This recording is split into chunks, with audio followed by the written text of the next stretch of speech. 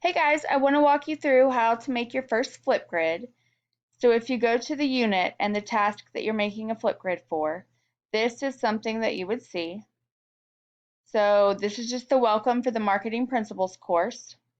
So for the welcome, it's already embedded here.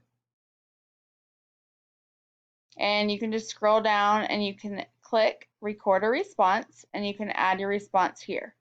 Now you can either add a video that you've already created and that you've saved to your computer, or you can record it if you have a camera on your computer. When you click here, it's going to ask you to log in, and you can do that through your Google Drive. You could either do an upload or through your camera. Your other option is to go through your phone, and if you go to It's Learning through your phone, you can click on this task, and if it will ask you if you want to continue through the app. So obviously download the app first, and then you can continue through the app.